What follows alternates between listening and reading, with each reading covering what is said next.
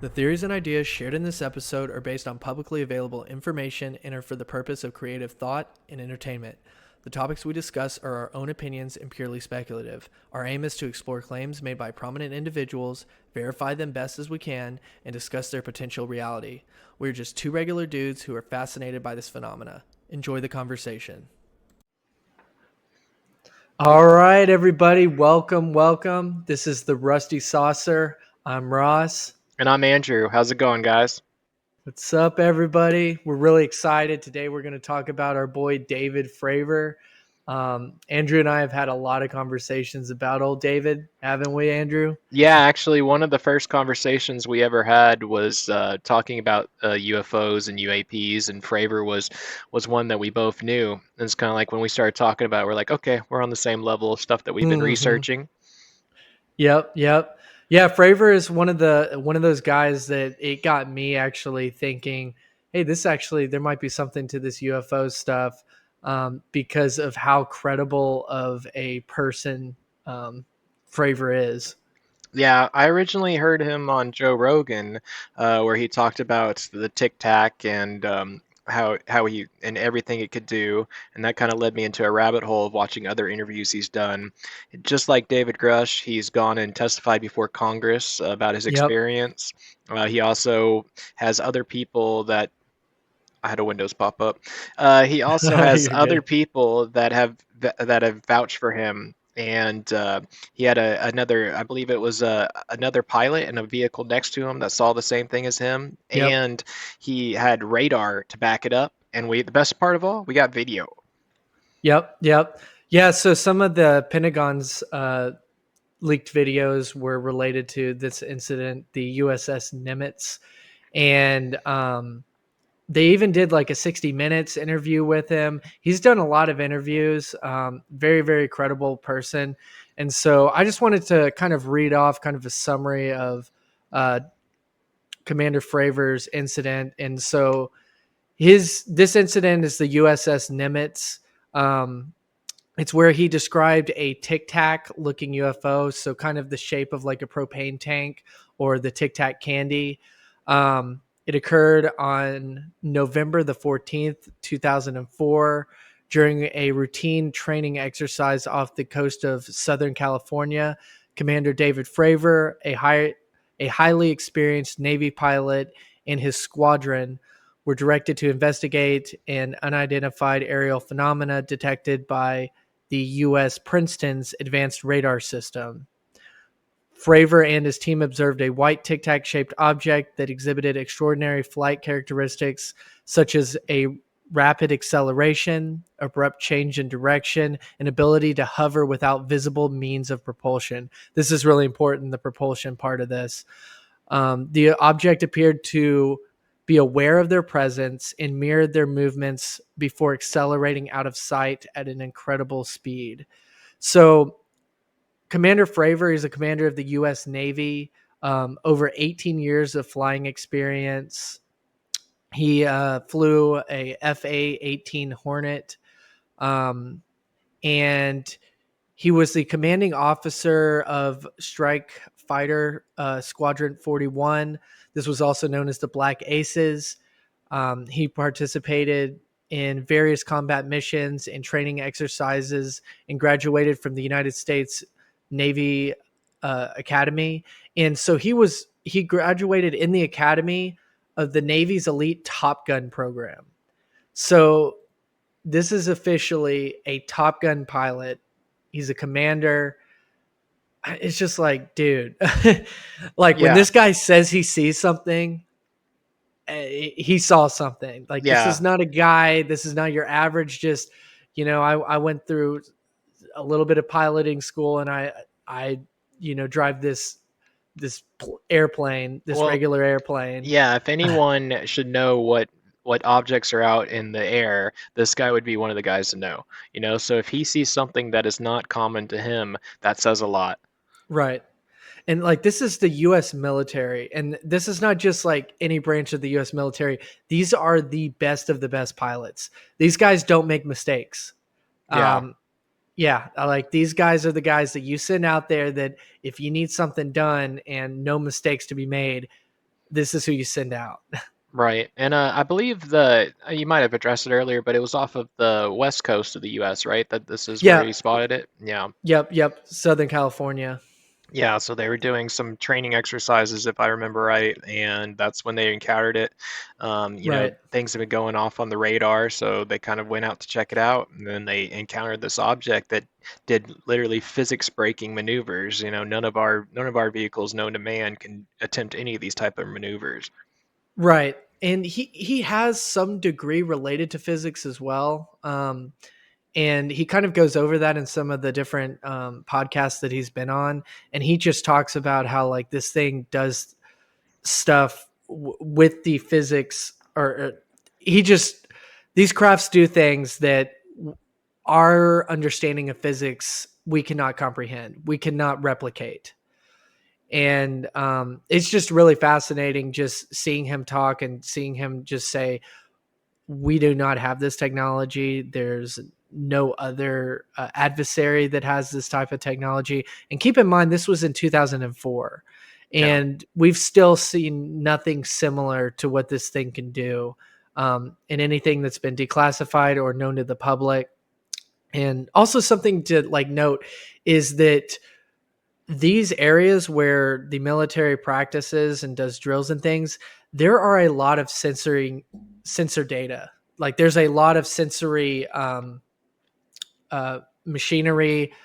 Just a lot of stuff is being monitored, and that's probably why you, if you're looking into some of the more recent UFO stuff, you're going to notice that a lot of it was in military areas. And that's because that's where all the high tech sensory stuff is.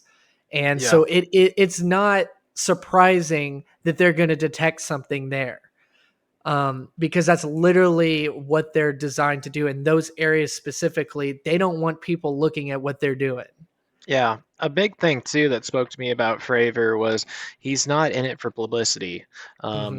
He's just a Air Force pilot, and originally he didn't even really want to come out and tell his story because he didn't want the publicity or the negative aspects of having a quote unquote UFO, UFA, or UAP being attached to his name. And for the Right. longest time, his co-pilot would not reveal herself. She didn't want anything to do with it. He's not trying to write a book. He's not trying to make $1 million. He's just telling you of his experience. And even he says, we don't know what that is, but it was there. It was real. Right. Yeah, no, it's really interesting. Just his story and the character that he has, and it's very believable whenever you watch him. And we're going to show some clips in a little bit of it, but whenever, just to go back with the whole he's not in it for the publicity, is he doesn't even really, unless if people ask him about it, he doesn't really talk about it a whole lot. Now there's a lot of content about it, but that's because people specifically are asking him about it. And there was a part in the Congress hearing where they asked everybody, why did you come forward? And his thing was, well, I kind of got dragged over here. Yeah. Other people wanted me to talk about my experience. I'm not really into the whole little green men and UFO lore stuff, where I talked about it, who I needed to talk to, and then I kind of moved on from it. And it's just kind of interesting getting that type of character involved in all of this. Yeah, and when you hear him talk, he's very relatable. He feels like Hmm. he could be anybody's, your best friend's dad or your uncle. He's just very down to earth. You can tell when he speaks too that he's coming from the heart. He's not just saying things to get publicity, like we said earlier. He won't speak to things he doesn't know about for sure, other than this incident. But he doesn't Right. speculate. He just says, "Yeah, there was something there. I don't know what it is." And how cool would it be, Ross, if we could one day talk to Fravor? Yeah, I know, right? So if anybody watching this, Commander Fravor, just let him know the Yeah. boys at the Rusty Saucer would love to talk to him and Yeah, pick his brain about some of the stuff that he's seen, and just the experiences that he's had in the sky. even if it's not on camera, I would love to just to just have a little conversation with him. Yeah, yeah. No, it's really fun, and we'll dive into some of these videos just so that everybody can kind of hear his perspective and reaction to this incident and what's been happening since. And something else to make note of is that he is a guy of science too, which is interesting.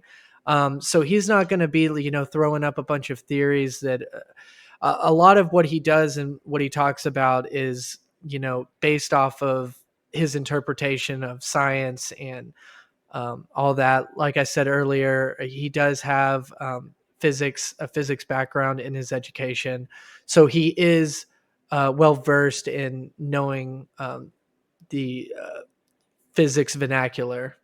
Yeah, and you'll see in the videos, but the few times I've heard him talk, it almost gives me goosebumps. The guy's story is amazing, and it's Hmm. cooperated by other people and recording. We have it on radar and on video. I mean, it's freaking amazing. Right. And we cannot emphasize enough just how credible of a guy this is. Again, this is a Top Gun pilot.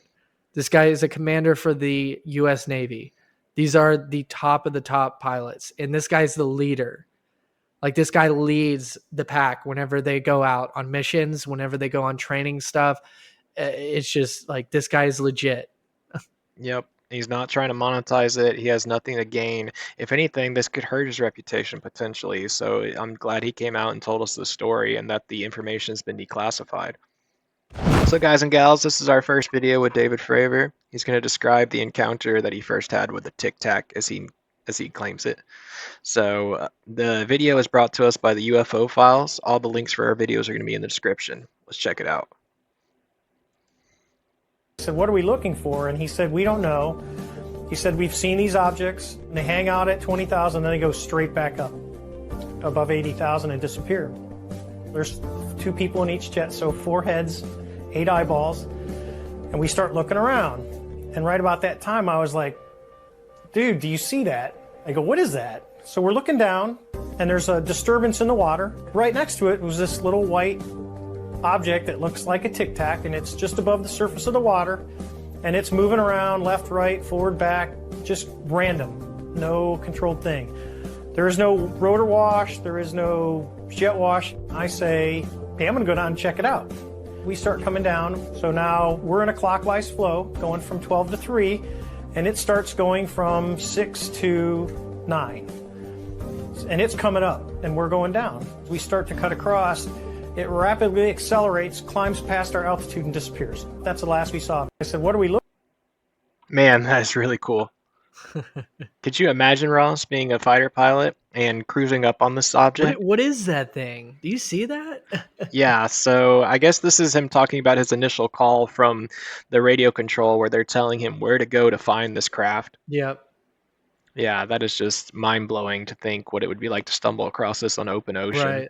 Just to see something that you've never seen before and it to come up like that and then gone. And I love his attitude. I'm going to get closer. Yeah. Fravor ain't scared. Yeah, no, definitely not. Really cool. You ain't going to scare a Top Gun pilot like that. That's true. I mean, he's packing He's the curious. USA's best military weapons on him, so, yeah. Mm-hmm. But it definitely ain't no weather balloon. No. No. Yeah.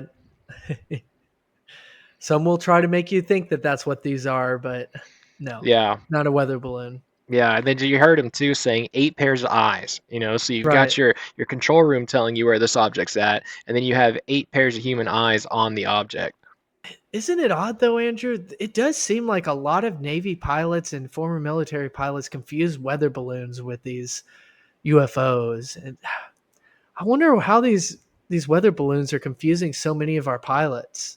I could see it from a radar aspect, like it probably does look similar on radar, but yeah, to tell us that, oh, it's just a weather balloon. I mean, we heard that with Roswell, we've heard that multiple times. Right, but these weather balloons are going thousands of miles an hour.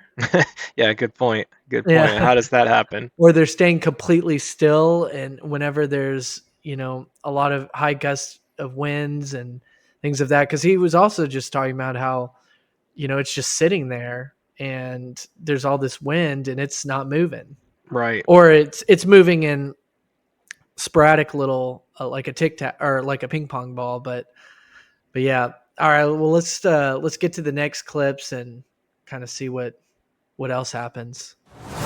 So here's our second video. It's by @thefree_zone. Once again, links will be in the description. Let's check it out.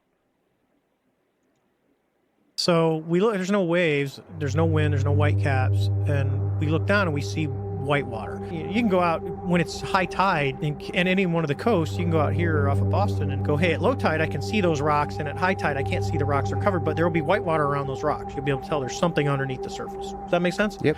So that's what it was. We don't see an object, we just saw white water. But the white water, and I like to shape it, you can say it was across, I say it's about the size of a 737. So it looks like if you took a 737, put it about 15, 20 feet below the water, so the wave's breaking over the top, and you're going to get white water where the plane is at. We see the white water, and that's what draws our eyes down there. Otherwise, we'd have never seen it. And then we see this little white Tic Tac, because we're about 20,000 feet above it, and it's going basically north, south, and then east, west, north, and it's abrupt. It's very abrupt. So it's not like a helicopter. If a helicopter's going sideways and it it's going sideways left and it goes right, what it'll do is it's got a speed, it slows down because there's inertia, and it stops, and then it goes back.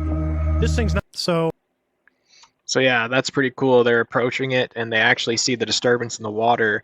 What I wanted to mention in the last video too is a lot of UAP, UFO stories do involve underwater craft. Now, he doesn't say specifically that it came out of the water, but there was definitely a disturbance going on in the water around the Tic Tac. Right. Yeah, that's what's interesting too. Is there are theories that the Tic Tac also came out of the water, and that it may have originated from the water, popped out, and that's what it was doing, right there against the waves. Yeah, a big thing is, we've barely explored our oceans. We know more about space than we do about our oceans. So you can only imagine the possibility of something being down there, maybe a mothership or more of these objects that we would never ever find. Right. All right, so for our third video, this comes to us from @cc.1160. And this is going to be Joe Rogan talking to Lieutenant David Fravor. Let's go ahead and check it out. So when it's taking off, how fast, when it just sort of like leaves the field of view and takes off to the left, how fast is that going?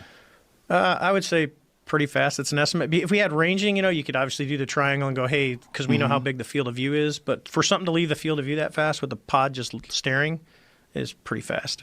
I mean, it's like out of here. Like nothing that we have? No, because we can't. I don't care what airplane is. So let's just use the F-22 Raptor. That's probably it's probably the best airplane in the world right now, performance-wise. It can't take off like that, especially if it's a hover. I mean, you're talking something that's just sitting in space in the wind, and then it just all of a sudden accelerates.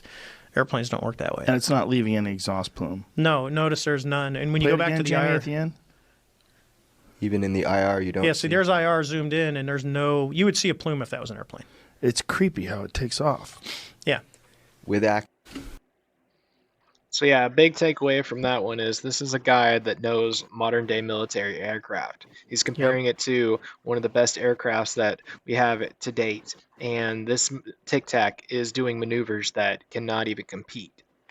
No, and he's pretty certain too. Whenever Joe asked him, better than anything that we have, can anything that we have do what this thing is doing? He immediately just says no. Yeah. And again, like, this was 2004, and these interviews are fairly recent, probably around like 2020, maybe 2018 at the earliest. And it's still like, there's nothing that we have that is similar to what they witnessed. And remember, this thing is the size of a 737. Yeah, that's amazing. I mean, that's a big thing. This isn't just a little drone. This is a 737 sized craft that is just boom, boom, boom, boom, boom, And boom. no visible propulsion. It's just going wherever it wants, doing whatever it wants. Yeah, that's amazing. So this fourth video is brought to you by @Think and Grow More. So this is talking about the propulsion of the object and the implications of if it's able to bend gravity. Let's check it out. When you take a shape like that, so just take the Tic Tac shape, which is shaped like a submarine. If you're using a propulsion that's non-reactive, where you're just manipulating the medium that you're in, air, whatever, you can go into the water. So when you hear all the reports of, hey, we've seen these things since World War II that would come out of the water and fly. If you have a technology like this, as long as the object is sealed where you're not going to get water inside of it, there's nothing that says you can't do that. Because all you're doing is you're not, where a jet engine sucks in air and blows it out the back, or a propeller actually pushes the water, it's a force. Now you've got something that's actually manipulating the gravity field, and it's just moving through a void. Whoa. Then air, you could literally, in theory, fly, go into the ocean, cruise around, pop back up, fly around, go to space. You remove the barriers of the normal propulsion that we have today. When you take a Yeah, so that's really interesting, talking about theorizing that we've seen and heard of craft that have been around since the 1930s. Yep.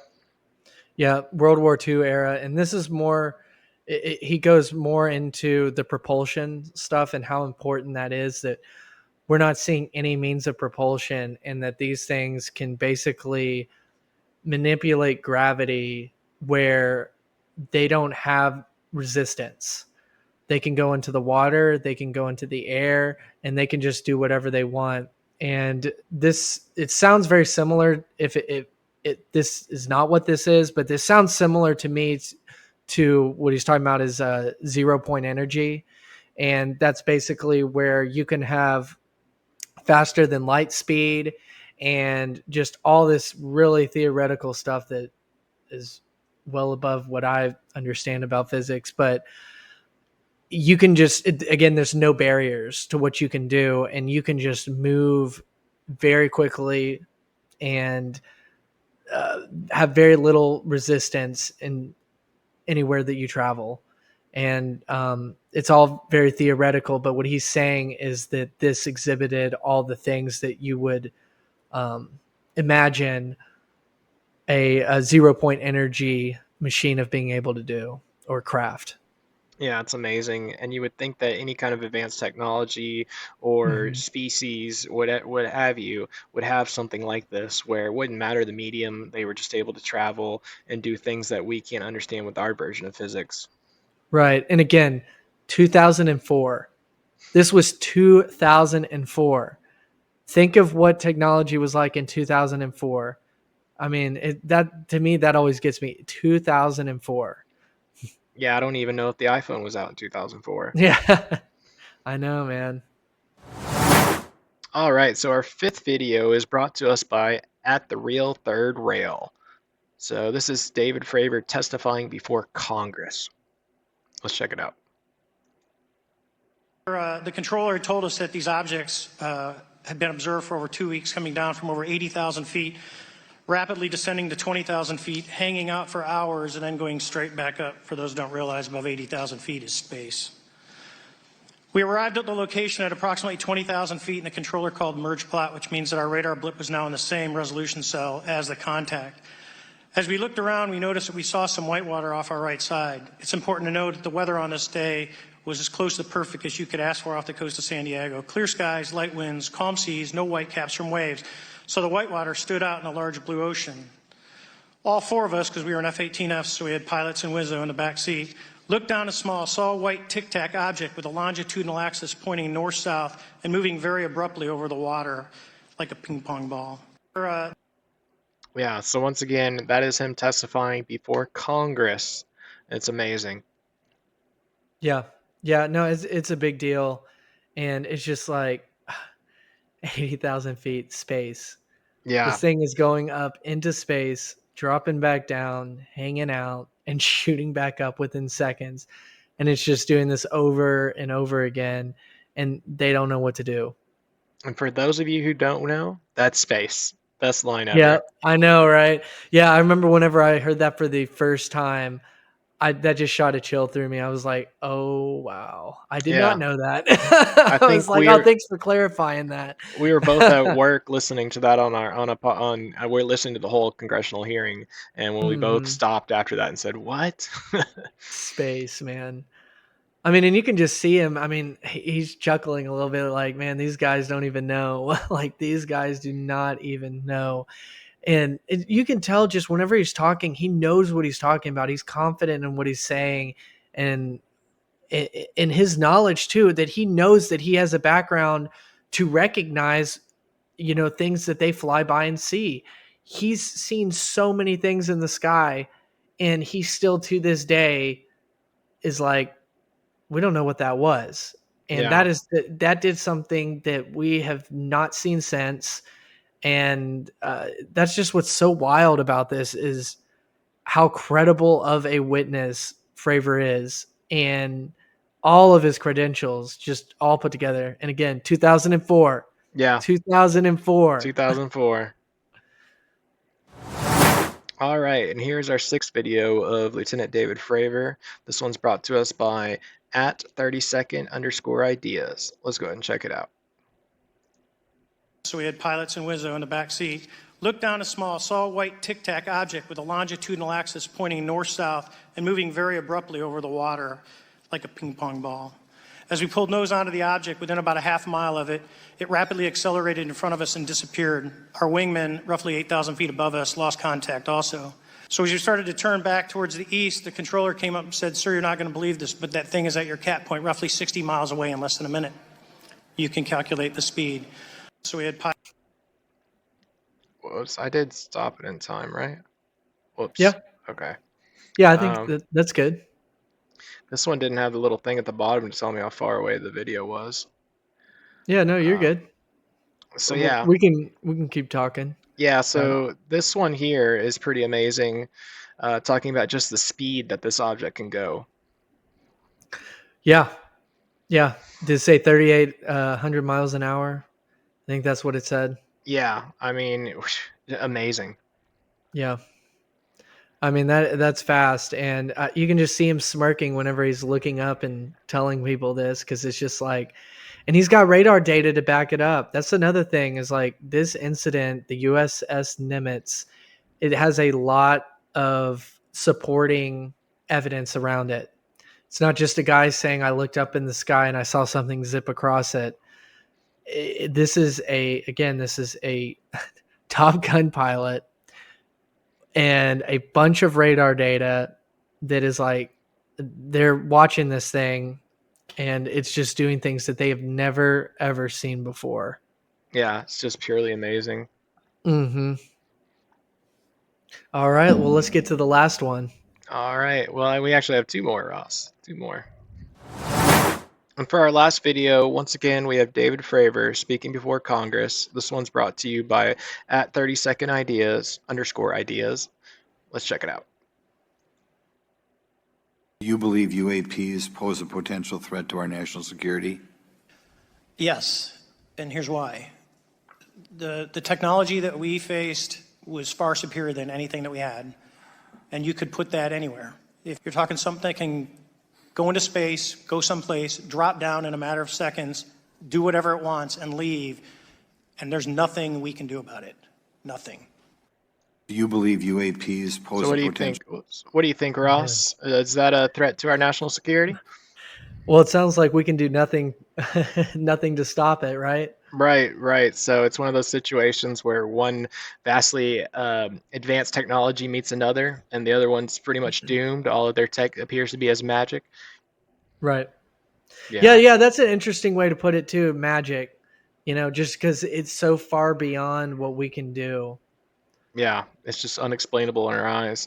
I mean, when I believe it was Cortez conquered the Incans. Well, no, we're gonna cut that because I'm saying that wrong.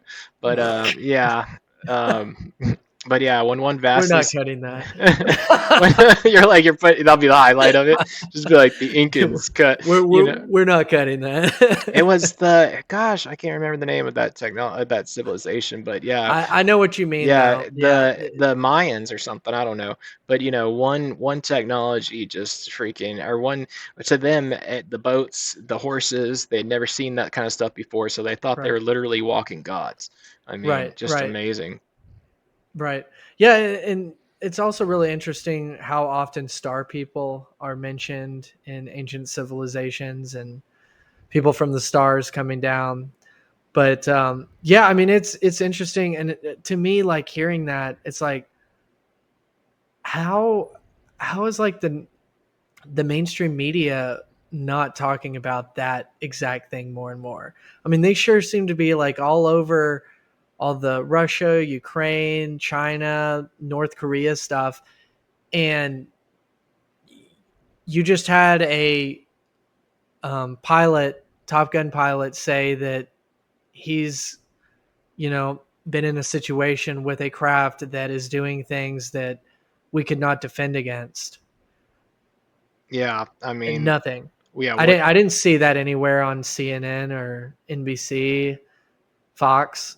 yeah. You I know, mean, you talk isn't that about wild? this stuff, and people just automatically want to put you in a box and label you as, oh, that's outlandish, that's crazy. But here we have our Right, government and people from our government backing this information up. right. Yeah, and it's really interesting how like government individuals are the ones coming out. So the government entity itself, like the Pentagon, has refused to acknowledge like any of this stuff. They did acknowledge that some of the tapes leaked were real, some of the radar tapes and some of those footage, like some of that footage. But I mean, they just, for whatever reason, just don't want to, acknowledge a lot of this stuff. And people like Fravor, Grush, super interesting. That's, that situation.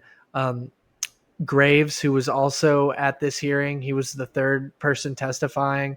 I mean, these guys are decorated military members that are testifying before Congress and are just getting ignored by the mainstream media. Yeah, Like, I mean, I don't know. It's just wild to me. very wild, very wild. I mean, we had plenty of we had plenty of things in the world going on at the time, but still, this should have made national headlines. Right. I mean, just that statement alone, it's like, and even if you are, more focused on China, Russia, and those countries, this could be possibly related to them. Yes, it could be something they have that we don't know about. Right. And because like that's the thing is Fravor has made it clear, and this is also kind of interesting. He's made it clear that he's not going to say that it's ET. He will say that, to his knowledge, and he was briefed on a lot of classified stuff of our technology and adversarial technology, and he will say that, we don't have any of this. But he is kind of reserved to say ET. But what does that mean? If we don't have it, our adversaries don't have it, well, what's left? Right. Yeah, Like, that's good. That's a good like, question. We need to know. like what's left? What is the other that if it's, not ET? So to me, it's like, well, isn't ET the only other option? Yeah, you would think. I mean, but still, it's crazy.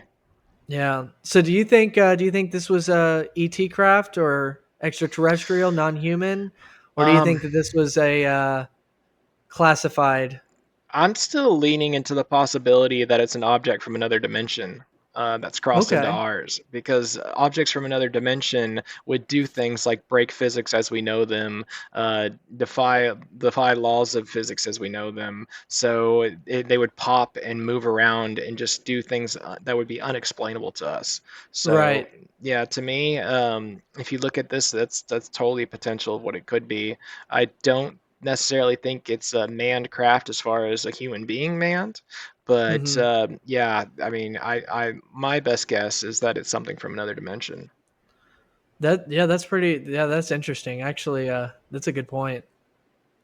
Yeah, I mean, I don't really know, man. Yeah, that's the problem. At the end of the Eh, day, we really don't know, but it doesn't mean we should but that not would talk make about it. sense. Is that how it's just appearing from one place to another place and Yes. abrupt movements like that uh, our understanding of physics can't explain that could be something similar. And I would be kind of interested to learn if maybe the 0 point energy, if that's, interfering with interdimensional travel. That Yeah. would be just kind of interesting is if that's something that we're able to control, if that's kind of what anti-gravity is.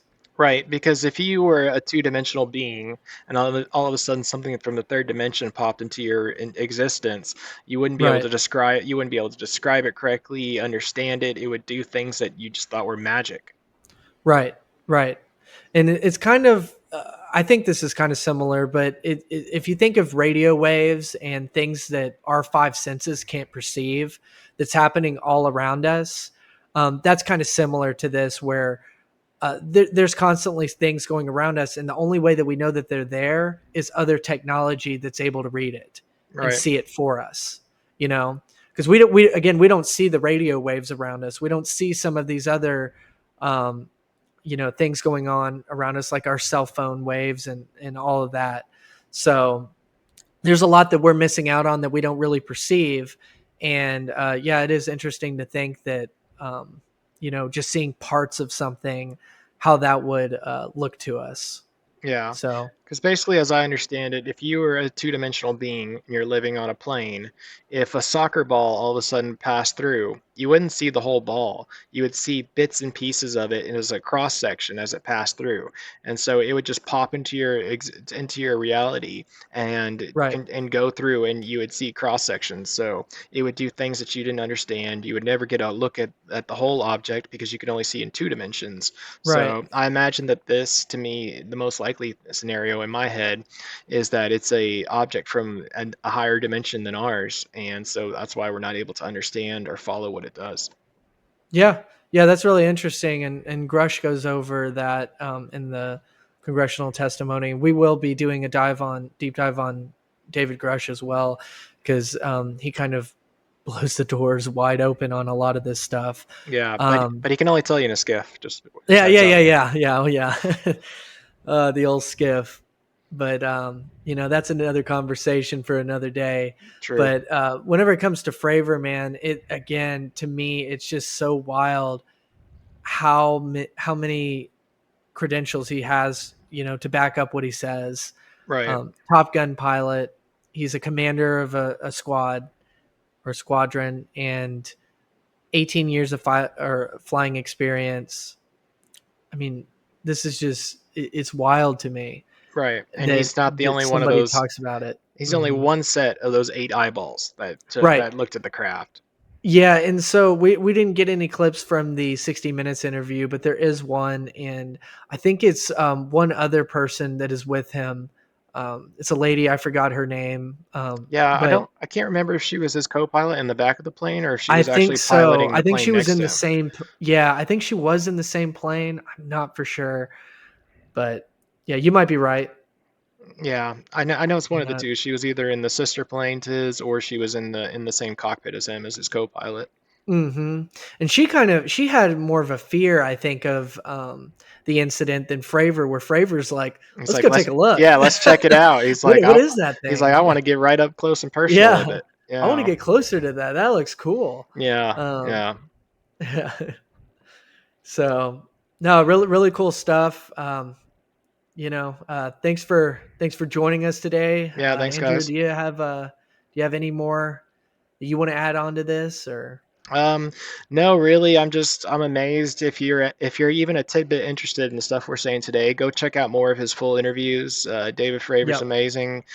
He's one of the people that actually got me really involved in researching and looking at the stuff, recently. So the man's yep, credible, like Ross has said many times.